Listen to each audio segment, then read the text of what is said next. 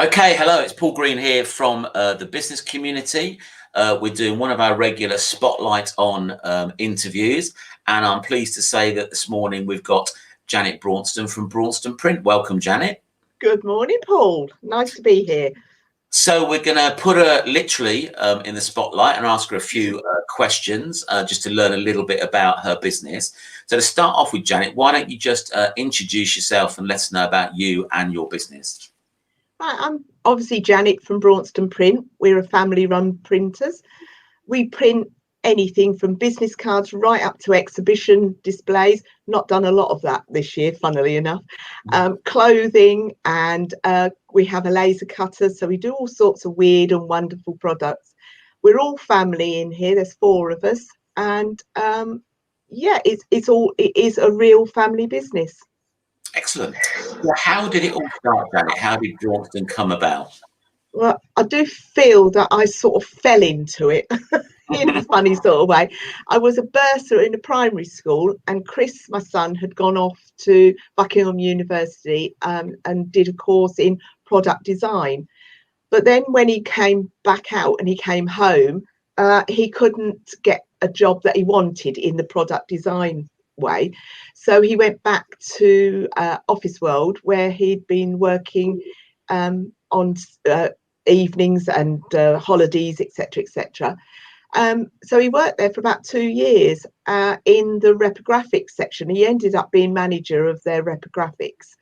Then suddenly Staples brought Office World out, and they offered Chris voluntary redundancy, and also gave him a load of printing stock and machines if he wanted them. So we sat and had a discussion and decided to open a copy shop along the Wellingborough Road in 2004. That was. I did part-time there, working as a bursar and working the business. And then in 2006, I took a great leap of faith and packed up bursary altogether and went into work full-time. So that's how we sort of got started, as a copy shop. It's certainly moved forward quite quickly after that. 2009, we moved to Talbot Road, and Kath joined us, my daughter, right in the middle of a recession. So that was pretty good timing. And then we moved to bigger premises again to Woodford House last year, and now we've got a pandemic. So we're not moving again. We promise. All down to you. So how did you decide to move? Sorry? How did you decide to move? It was space. When we were in Wellingborough Road, we went from a couple of little machines to a big production machine, which was in the middle of the shop, and we used to have to walk around one way. We had a one-way system because there was 4 of us working in there, couldn't get around the machine, and it got really silly. We took over the whole of the building. So we then went to Talbot Road, which was considerably bigger, and we outgrew there as well eventually after 10 years. So it's been all good, really. It's hard work, but we've got there. And are you quite unique nowadays in as much as you have your own kit in-house? Because there's a lot of print brokers out there, but I guess there's fewer printers with the actual kit under the roof. So that's would you agree with that? Yeah, very much so. And they're going, I know locally, we're at Daventry and Warwick area, we know we've lost 3 other printers that had got their own machines, which is really sad, because every time something happens, I mean, it's good for us in a way, but it's not nice to see other people going down like that. It's sad. But yeah, we have got all our own machines. So we're lucky in that respect. And I guess that helps you distinguish yourself from your competitors, because pretty much the vast majority of what you do, you can do under one roof now. Yeah, and we've got total control then over what we're doing. So I mean, we do use external. We do use for litho. We're digital, and it gets to a certain amount of prints when sending it out to litho is a lot cheaper for the customer. So we'll do that. but you can always, whenever there's been a problem, it's always been putting it out to a third party, because you can control it in-house. Yeah, And yeah. timing as well. I mean, we can put stuff through very quickly if we need to. So yeah, it's good. So you said it's a pretty much a family-run business. So how do you define the different roles then? Who does what within your business? We are very defined in everything that we do, and I think that's why it works. We have lots of meetings coming together, but we have Kath, who is primarily designer, although Chris isn't in today, so she's on production as well. Chris is production, and I can't describe him any other way than a geek. So he produces all these wonderful things. Sometimes we have to control that a bit, but he's good at that, and he does all production.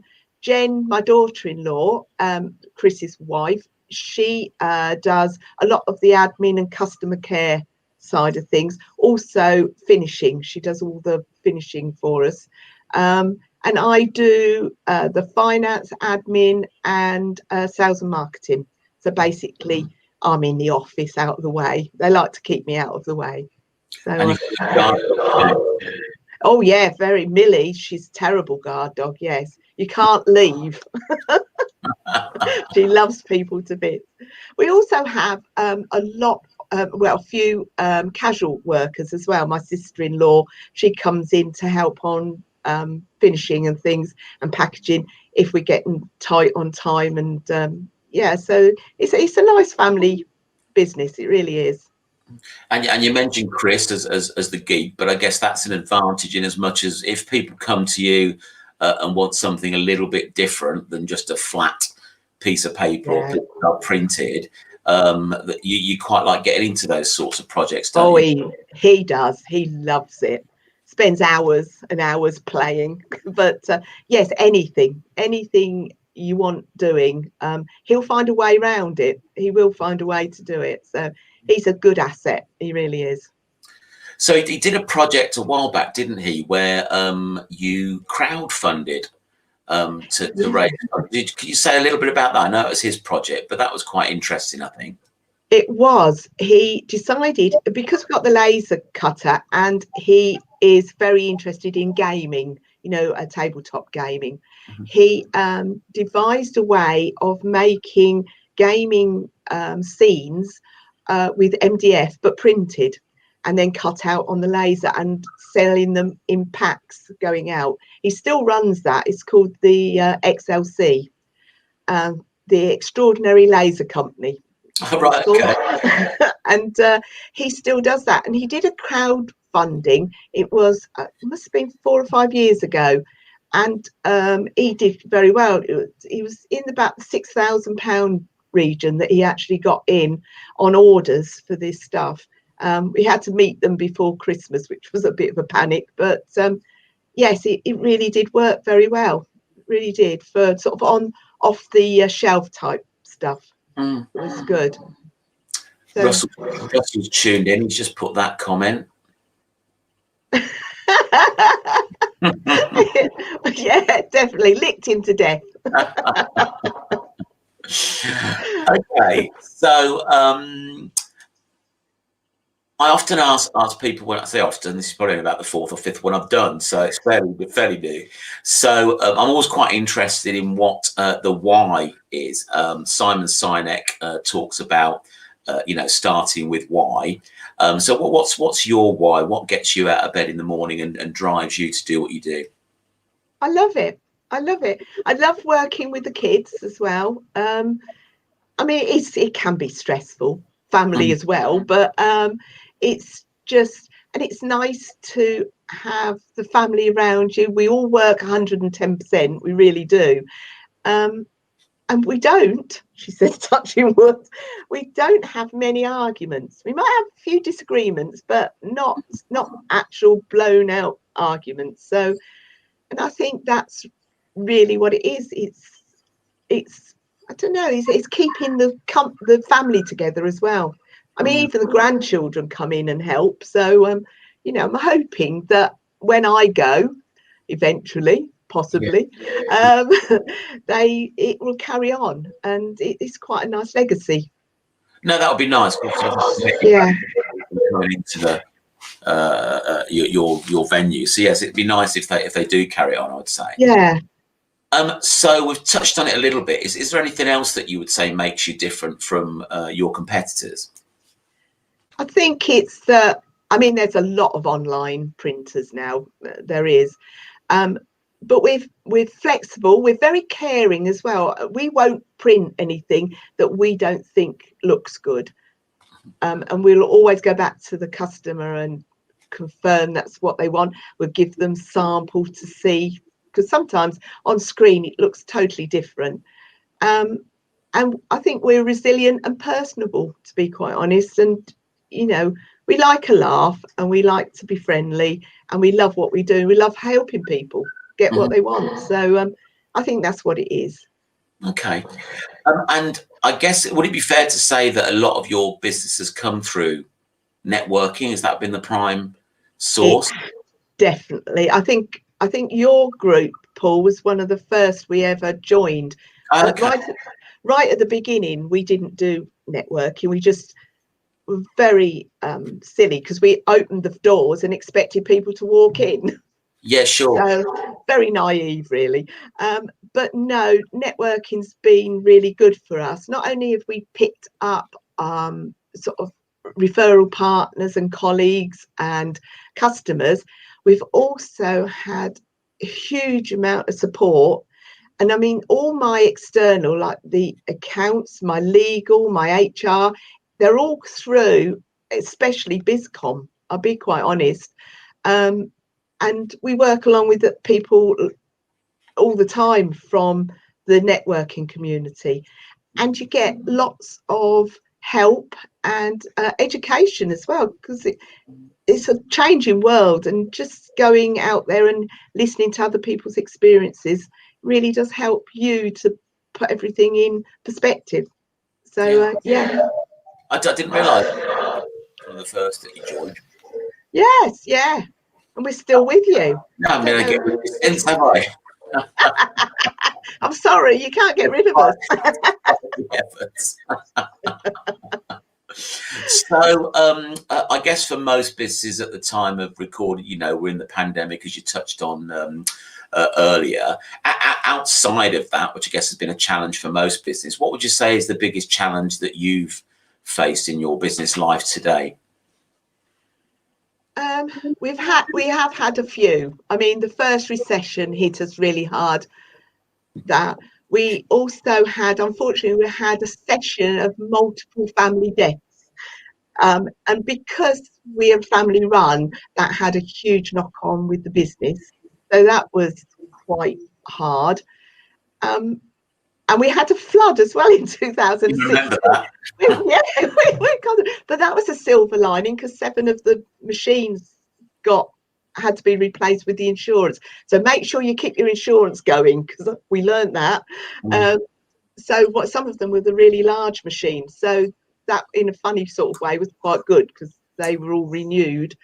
But I suppose the most challenging is at the moment, because at the moment I'm project managing a house build, and keeping the business going, and we're in a pandemic, so you know, probably that comes quite high up on the list. So you're quite resilient, I guess, having faced one session and gone through this and done the various moves. Resilient or stupid, I can't quite work out what. Probably a fine line. Bit of each.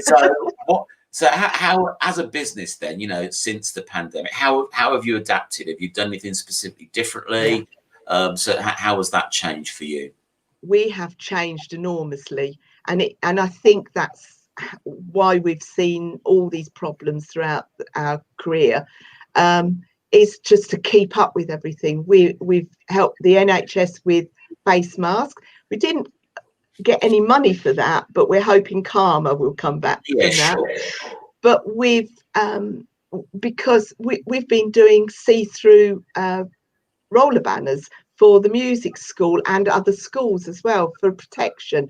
I mean, if you'd asked me last year. I don't be silly. There's never anybody would want a see-through banner, but you adapt. Chris went and found material for them and worked out whether it would work out and how to put it together. So this is the resilience you need, and the changing on marketing.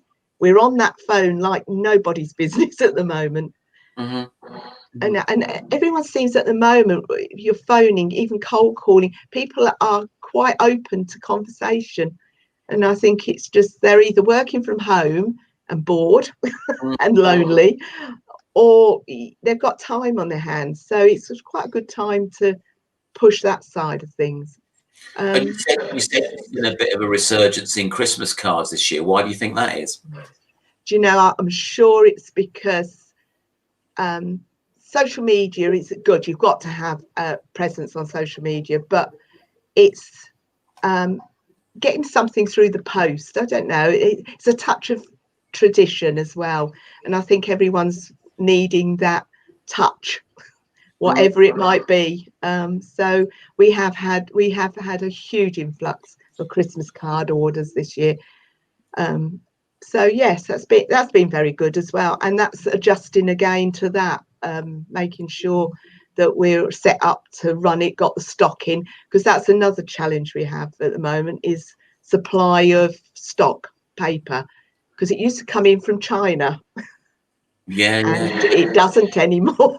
And so it's been a bit challenging, that has as well. So lots of balls keep juggling in the air by the sound of it. Yeah, it really is. But you just have to keep going, don't you? Just keep out there and keep going. Yeah, definitely got to keep going. I think, you know, it is an odd time that, you know, not many of us have faced anything like this. And what I've been encouraged with is those businesses that have adapted, that have, you know, taken it on the chin to an extent and thought, you know, we've got to go on, you know, because I think that's the resilience that small businesses have. And I think also, you know, because small businesses are more adaptive, I think that it's small businesses that, you know, will help us recover and, you know, contribute to the economy going forward, because all this money has got to be, you know, paid back somehow. Were you lucky enough to sort of take advantage of any sort of business loans or grants or rate rebates that the government offered? Yeah, we had the rate rebate. We were lucky. We were just under the rateable value for getting the 10,000, and then we took out the bounce back loan. We haven't used it, she says, touching wood. So hopefully at the end we can just pay it back. But it's there. It's our comfort blanket, so to speak. So yes, and we were lucky. And Daventry Council, I know Northampton, there was a huge problem with getting the rates back. Daventry, we got it within a few days. So they were really good. You know, I do shout out Daventry Council for that. Yeah, I think some were better than others, weren't they? Depending on which very much so. Which I guess is frustrating when, you know, some businesses in Northamptonshire are getting it and others aren't because of the way that the councils run. But okay, no, I think businesses were wise to, you know, take advantage of that. Very much so. Just to support cash flow. And like you say, if you've got it in reserve and you haven't spent it, that's probably a good thing. You didn't need it, but it's probably best to have it than not. Yeah. Well, it's a no-brainer really, because it's no interest. You can pay back as soon as it's due, or if you've used it, it's something 2.4% or something interest. It's very low, very low. Yeah. So Okay, so you kindly said that you're going to share some of your knowledge with us. Yes. And do a little sort of video slot. So what I'm going to do, if I can work the technology, is just put you on the screen, get rid of me for a minute, and let's see if I can do that. Oops, that's the wrong one. If I remove me, bear with us, watchers. I don't know how I did this last time. Obviously cocked it up. What did I do last time? Anyway, well, I think what I do, if I take myself off the screen, it will put you there permanently. So I'll just hand over to you, Janet, and I'll see you in a few minutes' time. Right, thank you. Hello, I'd like to say a few words about marketing, really. we are the end product of a marketing strategy, and to get any advice, you really do need to speak to marketing experts and designers, etc. Marketing budget is the easiest budget for companies to drop and the worst one to discard. We saw this in the 2008-9 recession. People dropping marketing, and the companies that survived were the ones that kept marketing throughout. It doesn't have to be expensive. It doesn't have to be drooling. It's just being out there. Obviously, the first one is to keep in touch with your existing and previous customers and clients. You can do this all sorts of ways. I mean, networking, keep in touch with colleagues and referral partners.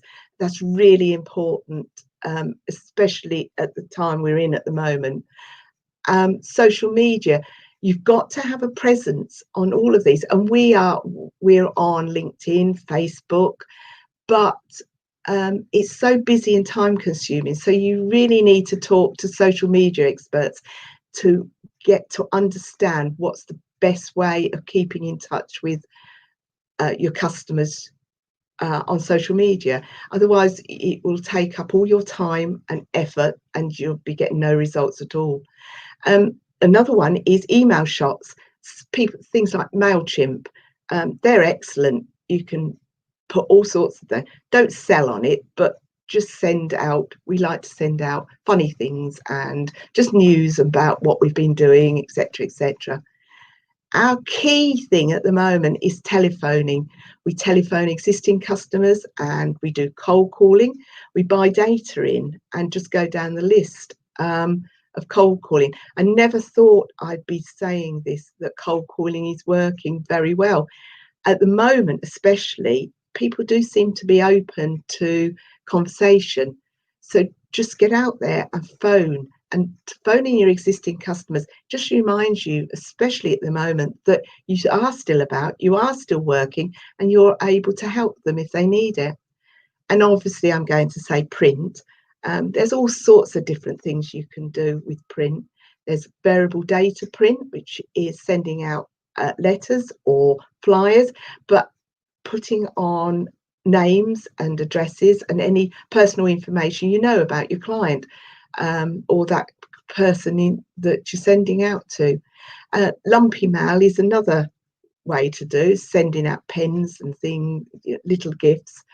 We sent out scale rulers to builders and also mini COVID signs to companies, and we got lots of work through just sending those out. Sending out vouchers to people. This year we are inundated with Christmas cards. It's a touch of tradition. It's something that people want to see, I think. But it doesn't have to be expensive. You just cost of a stamp, but keep in touch with your customers and just keep going with marketing. Whatever you want to do, and do it, but do keep in touch with the experts as well. They'll help you with your marketing. They'll give you ideas and tell you where to find those customers. So just keep marketing. Thank you. There you go. Which we managed to get there in the end. So thank you for that. I think it's wise words. It's well, I agree with you entirely. I mean, I noticed when we first came into the pandemic that people ducked out of networking and businesses disappeared and things like that. And it was interesting to see how different sectors reacted. So the ones that come to mind are sort of photography and travel that, you know, were obviously impacted. And it was interesting to sort of see how different people reacted. So some photographers disappeared off the radar, others, Charles Jones, who you'll know, network more, and I think he's paying the dividends of that now, because you know he's starting to pick up some work, and I think because he was there, I think that helps. You know, you've got to, unless you're thinking of closing your business right now, then you've still got to put the message out there, letting people know that you are there, and you know, if you're in a sector that's particularly hit by the current pandemic, things will eventually turn back round. You know, it's a shame, as you said earlier, that some businesses don't make it. But you know, for those that that are determined, and for those that have maybe adapted that will make it, you've still got to sort of stay out there marketing, letting people know that you will be open for business when when things change. Because we get an awful lot of inquiries and people say, are you still open? And that people don't understand that some companies are open and some are not. So you need to be telling them that I'm here, come see me. No, absolutely. And I think it's a great time for networking now because it's free to low cost. So there's quite a lot of choice out there. You've got no travel costs. Geography doesn't come into it, so you can go anywhere you like. You literally could go worldwide if you wanted to network worldwide. As long as you could find the event. And I think that's what people should be doing. Just get out there. If you've never networked before, definitely get out there and let people know. We will get back to physical networking at some point, but I think virtual networking is here to stay. I think it'll be a little bit odd with those people that sort of disappeared for what effectively will be a year, all of a sudden pop back up, when we're back physical. I know some people don't like the video and, it's not the same, but there's some businesses that have started up since March. This is the norm for them. Being online and doing network, this is normal for them. They've never done a physical networking. Never thought of it like that. this is what's interesting. It'll be interesting for me to see whether those people that have started online, whether they actually come out and physically network.